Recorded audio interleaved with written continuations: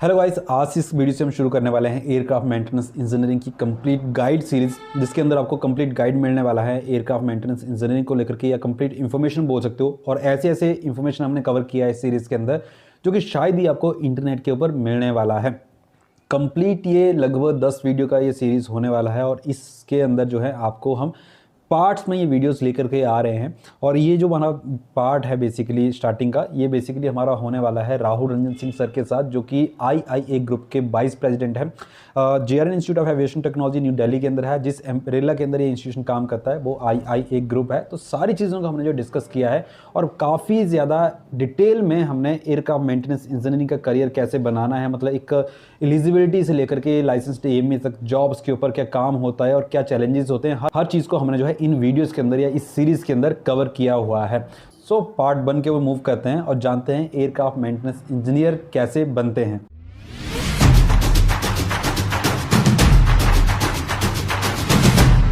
सबसे पहले तो सर आपका बहुत बहुत धन्यवाद। हमारे शॉर्ट नोटिस के ऊपर आपने जो हमें टाइम दे दिया। सो पहला क्वेश्चन तो सर मेरा आपसे ये रहेगा और हमारी ऑडियंस का भी यही रहेगा कि आप IIA ग्रुप के बारे में बताइए कि बेसिकली IIA ग्रुप क्या है, एंड एक छोटी सी शॉर्ट इंट्रोडक्शन आपके लिए। Okay, thank you Amit, thanks for giving me an opportunity. IIA group के बारे में आपने पूछा, बहुत से लोगों को कन्फ्यूजन रहता है IIA का मतलब क्या है अपने आप में। IIA stands for Indian institute of aeronautics. ये संस्था 1981 में इसका DGCA से अप्रूवल हुआ था। तो आज की डेट में आप मान सकते हैं कि 1981 से अभी चल रहा है 2024 दिसंबर, तो ये 43 इयर्स ऑफ ऑपरेशन इसको हो चुका है। तो इतनी पुरानी ऑर्गेनाइजेशन है, इसको आज की डेट में ये इंडिया की one of the oldest maintenance training organization in operation आज की डेट में इंडिया में है। इसके साथ साथ IIA ग्रुप में हमारे जो अलग अलग बेसेस आते हैं, दिल्ली में हमारा JRN इंस्टीट्यूट है, पटना में हमारा भारत इंस्टीट्यूट ऑफ एरोनॉटिक्स है। तो ये दो ऑर्गेनाइजेशन आज की डेट में DGCA और EASA अप्रूवल का लेकर के हम लोग साथ में आगे बढ़ रहे हैं। ओके, तो 1981 में जब शुरू हुआ तो उस टाइम तो आई थिंक एयरक्राफ्ट और इस फील्ड के बारे में आई डोंट नो कि कितने एयरलाइंस उस टाइम पे चलते थे। आई थिंक 1930 से इंडिया में एयरलाइंस ज़्यादा ट्रेंडिंग में आया था। तो मतलब ये चीज़ कैसे कि इस फील्ड के अंदर ट्रेनिंग प्रोग्राम या कुछ बैकग्राउंड एविएशन सेक्टर से था, या क्या चीज़ थी जो इस ऑर्गेनाइजेशन को शुरू किया गया? देखिए, जब 1981 में हम लोगों ने स्टार्ट किया था, उस समय हमारी संस्था पटना में जब चलती थी, उस समय हम लोगों का एविएटर कोऑपरेटिव सोसाइटी लिमिटेड करके नॉन शेड्यूल ऑपरेशन भी पटना में चलता था। तो वहाँ बीच क्राफ्ट बोनेजा एयरक्राफ्ट थे हमारे पास में 2। तो उस एयरक्राफ्ट पे इंडिया के उस समय के जितने टॉप के लीडर्स हैं, पॉलिटिशियंस हैं, या इवन बॉलीवुड सेलिब्रिटीज़ भी, तो उस समय उस एयरक्राफ्ट का बहुत यूज़ हुआ करता था। तो हमारे जो फाउंडर चेयरमैन हैं डॉक्टर JK सिन्हा, उनके फादर जो captain Ram Niwas, he was also a very Avid aviator. तो उनका जो लाइसेंस नंबर था वो लाइसेंस नंबर 4 था इंडिया में। JRD टाटा का नंबर 1 था। तो आप इससे सोच सकते हैं कि कितनी पुरानी ऑर्गेनाइजेशन है और कितना पुराना एविएशन के साथ में हमारा ताल्लुकात है। पुराने समय से आप आज की डेट में जोड़ करके देखें तो आप 1981 में आप अज्यूम कर सकते हैं कि 1981, 82, 83 बैच में जिन्होंने एडमिशन लिया होगा, तो आज की डेट में 40 साल हो चुके हैं। एग्जैक्टली।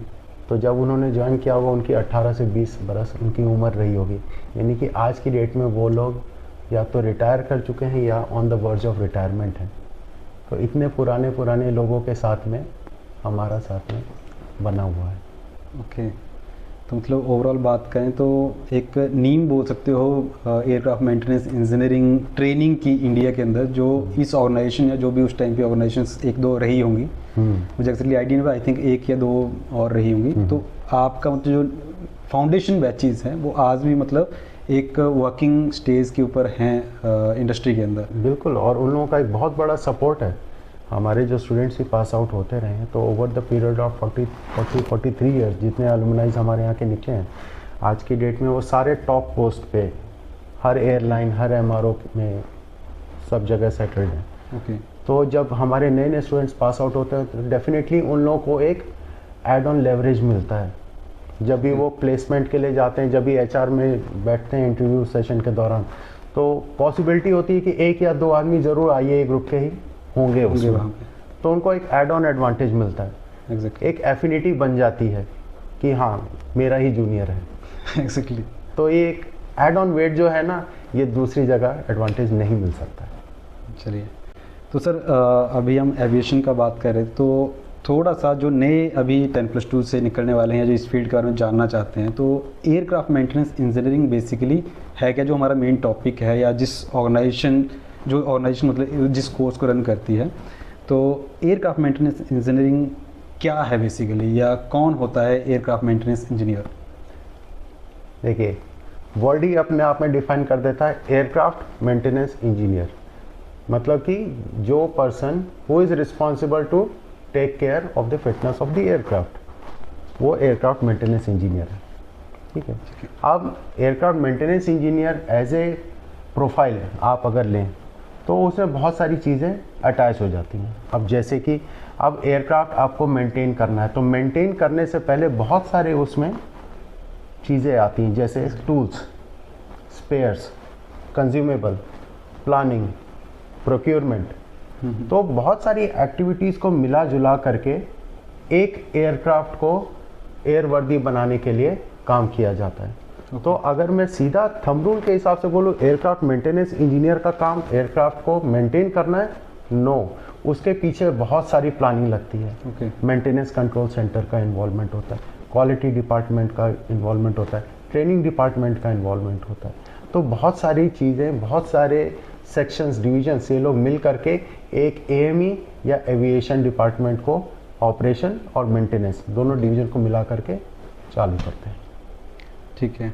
तो अगर मैं ओवरऑल बात करूं कि ठीक है, एक एयरक्राफ्ट मेंटेनेंस इंजीनियर किसी को बनना हो, क्योंकि स्पेशली ये वाला वीडियो हम इसलिए बना रहे हैं, मैं आपके पास इसलिए आया क्योंकि जो एक्सपर्ट की एक बोल सकते हो कि एक एडवाइस या एक्सपर्ट से बात जो है वही स्टूडेंट को अच्छे तरीके से गाइड कर सकती है, जो ऑलरेडी इस फील्ड के अंदर अब 40 साल से इस फील्ड के अंदर हैं। तो ऑब्वियस ही बात है कि एक जो चीज़ आप बताओगे या मैं बताऊंगा, तो मैं जो बताऊंगा तो मेरे से बेटर आप ही एक्सप्लेन कर पाओगे। तो अगर कोई एयरक्राफ्ट मेंटेनेंस इंजीनियर या इस फील्ड के अंदर आना चाहता है तो वो कैसे आ सकता है, मतलब बेसिकली एलिजिबिलिटी क्या है, तो वो थोड़ा सा आप बता दीजिए। देखिए, बहुत अच्छा खूबसूरत सवाल है। इसके ऊपर मैं यही कहना चाहूँगा कि जैसे आपने एयरक्राफ्ट मेंटेनेंस इंजीनियरिंग एक अपने आप में एक प्रोफाइल या प्रोफेशन के बारे में बात कर रहे हैं, सबसे पहली चीज़ जो इस फील्ड में आने के लिए आपको चाहिए वो है फोकस, कि आपने अपना माइंड मेकअप किया हुआ है कि मुझे एविएशन फील्ड ही ज्वाइन करनी है। बहुत से स्टूडेंट्स आते हैं 10+2 करके जो कि डबल माइंडेड होते हैं कि मैं ये भी कोर्स कर लूँ, एएमई भी कर लूँ, साथ में कंप्यूटर इंजीनियरिंग भी कर लूँ, मैकेनिकल इंजीनियरिंग कर लूँ, साथ में एविएशन का कोर्स भी कर लूँ। तो दो नाव पे पैर रखने से एक कन्फ्यूजन क्रिएट हो जाता है। तो सबसे ज़रूरी चीज़ है कि आपको माइंड एकदम फोकस्ड रखना है कि आपको क्या करना है। एविएशन फील्ड में आना है तो आपको माइंड को डाइवर्ट नहीं करना है। ठीक है। एलिजिबिलिटी क्राइटेरिया की बात करें तो एलिजिबिलिटी क्राइटेरिया दुनिया की जितनी आपकी रेगुलेटरी अथॉरिटीज़ हैं, वो भले ही DGCA गवर्नमेंट ऑफ इंडिया लें या European union aviation safety agency EASA का अगर लें, तो इनमें मोर और लेस सब जगह आपका ICAO स्टैंडर्ड्स के हिसाब से आपका जो क्राइटेरिया है वो स्टैंडर्ड है। मसलन एज आपकी 18 ईयर्स ऑफ 18 साल तक होनी चाहिए, साथ में आपका फिजिक्स केमिस्ट्री मैथ्स का बैकग्राउंड होना चाहिए 10+2 में। EASA में इसमें और रिलैक्सेशन मिल जाता है। EASA में है कि आप आर्ट्स, कॉमर्स या किसी भी ह्यूमैनिटीज़ फील्ड किसी के भी हैं तो भी आप इस फील्ड में आ सकते हैं, जो कि प्रिविलेज आपको DGCA में नहीं है। इसके साथ साथ है आपके पास में, चूँकि एयरपोर्ट के अंदर में जा कर के एयरलाइन या MRO में आपको ट्रेनिंग करनी होती है, तो इसलिए आपको एयरपोर्ट एंट्री पास के लिए government issued photo ID card आपके पास में रहना चाहिए। साथ ही साथ आप मेडिकली एकदम फिट होने चाहिए। आप जैसे एयरक्राफ्ट में काम कर रहे हैं तो आपको रेड, ब्लू, ग्रीन ये सब कलर में डिफ्रेंशिएट आपकी आंखें एकदम ओपनली करें, मतलब आपको कलर ब्लाइंडनेस नहीं होनी चाहिए। तो कलर ब्लाइंडनेस एक बहुत बड़ा फैक्टर है जो कि एविएशन में प्ले करता है। तो by any means medically fit मतलब अगर आप चश्मा भी लगाते हैं, 6x6 विजन भी है, दैट इज़ एक्सेप्टेबल, बट अगर आपको कलर ब्लाइंडनेस है तो आप फील्ड में काम करने के लिए एक्सेप्टेबल बिल्कुल नहीं है। ठीक है। सो गाइस सर ने पूरा डिटेल में एक्सप्लेन कर दिया कि बेसिकली कौन एलिजिबल है। तो अगर आपको अपना एलिजिबिलिटी चेकआउट करना है तो एक एक पॉइंट को आप नोट डाउन कर लीजिएगा कि क्या क्या पॉइंट सर ने बताए और आप उसको एलिजिबल हो पा रहे हो तो पूरा कर पा रहे हो, नहीं कर पा रहे हो, तभी आप इस फील्ड के अंदर आने के लिए एलिजिबल रहोगे। सो सर एक और क्वेश्चन इसी फील्ड के अंदर कि अब बच्चे ने कहा ठीक है वो एलिजिबल हो गया, ज्वाइन उसने कर लिया, तो बेसिकली यहाँ पे जो ट्रेनिंग होता है उसका तो कितने टाइम का होता है और जो बेसिकली 2 साल 3 साल 4 साल का ड्यूरेशन है, तो बेसिकली मैं बार बार वीडियो के अंदर ये बोलता हूँ कि आर्ली बेसिस पे होती है ये वाली ट्रेनिंग, तो वो किस तरीके से होती है और बेसिक ट्रेनिंग जो कैंपस के अंदर होगी, जो प्रैक्टिकल ट्रेनिंग आपकी एयरलाइन के अंदर या एमआरओ के अंदर बच्चा प्रैक्टिकल ट्रेनिंग के लिए जाता है, वो किस तरीके से होती है?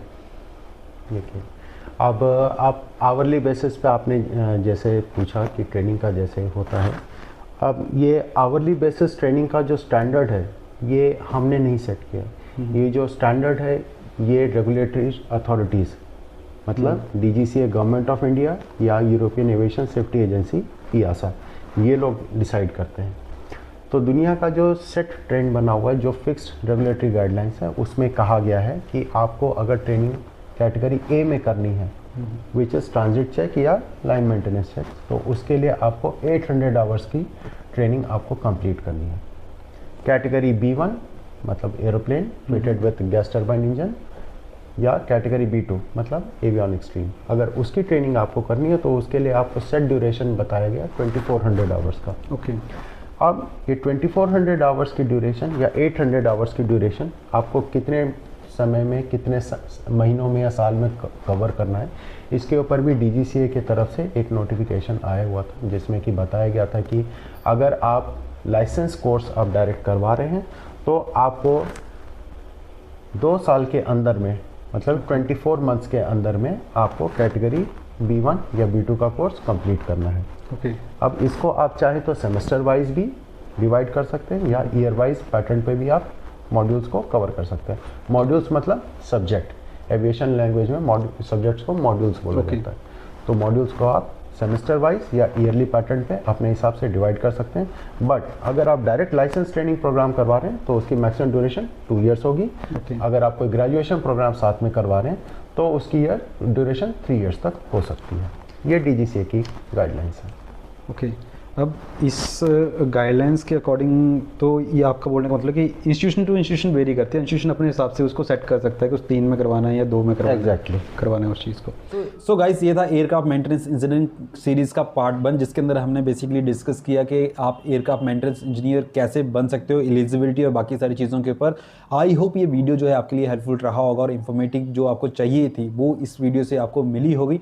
अगर वीडियो ये आपको हेल्पफुल लगा हो तो शेयर जरूर कीजिएगा, वीडियो को पसंद आए तो लाइक कीजिएगा एंड AME या फिर करियर कोर्सेज कॉल से रिलेटेड वीडियोस के लिए चैनल को सब्सक्राइब जरूर कीजिएगा। एंड मैं मिलता हूँ आप लोगों के साथ नेक्स्ट पार्ट के अंदर। टिल देन जय हिंद।